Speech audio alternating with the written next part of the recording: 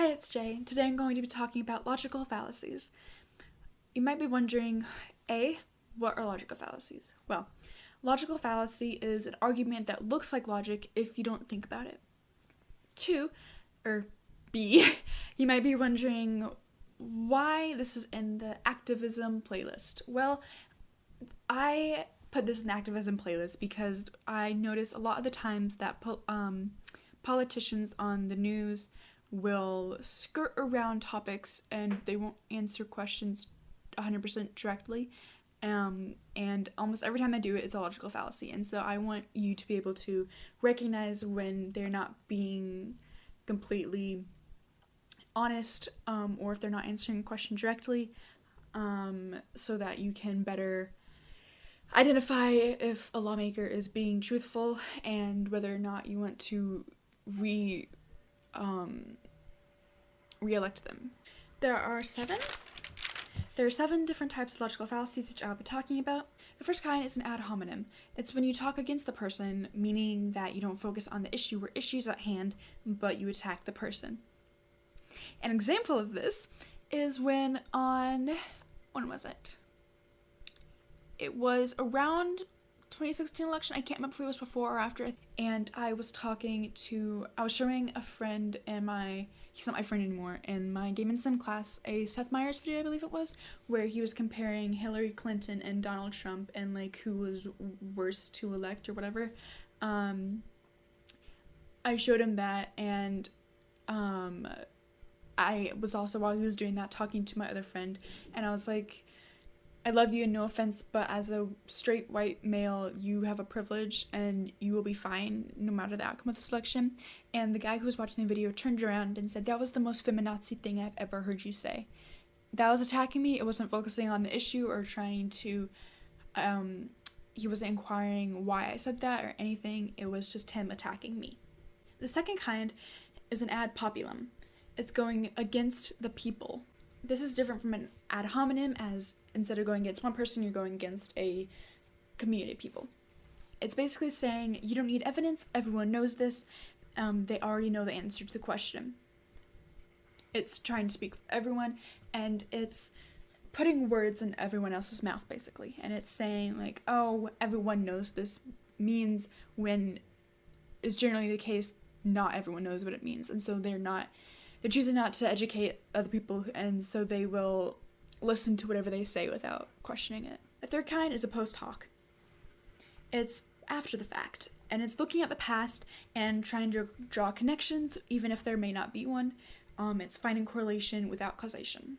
This is a weird example, but it would be like saying, oh, the bees are disappearing, it's because the worms aren't doing their job to help make the flowers grow so the bees can get pollen to make into honey to feed themselves.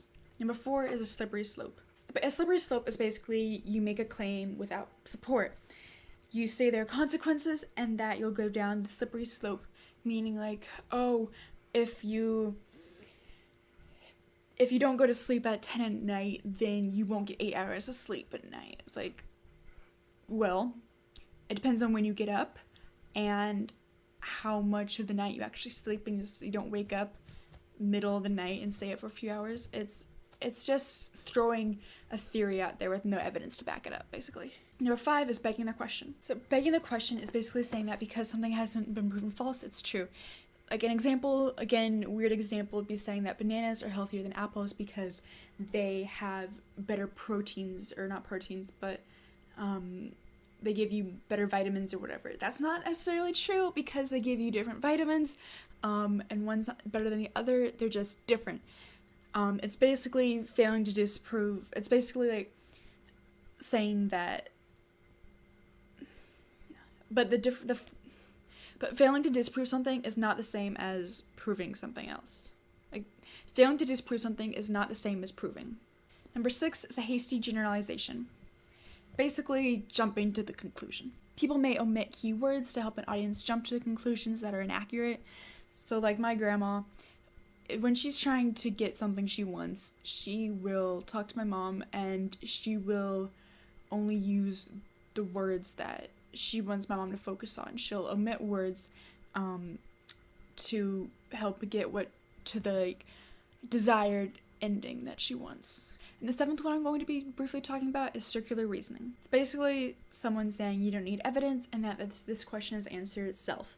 It's like saying, I'm sure your science teachers have talked about this before, you can't in conclusions or theories say thing A will happen because thing B, which happens because thing A. So it would be like me saying that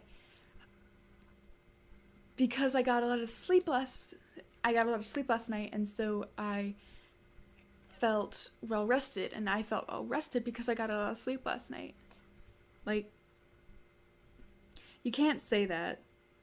You have to like, include data, and these are really weird examples, I'm sorry, but you have to include data and you have to have evidence, and you can't just use point A to explain point B and vice versa. That's not how it works. So I hope at least the definitions made sense, even if the examples were a bit weird.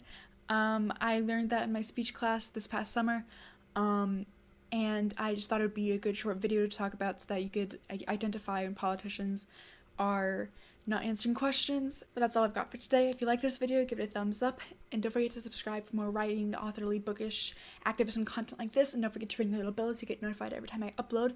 I upload every Wednesday and Saturday, and down below in the description are links to my different social medias. Thanks for watching. I'll see you next video. Bye.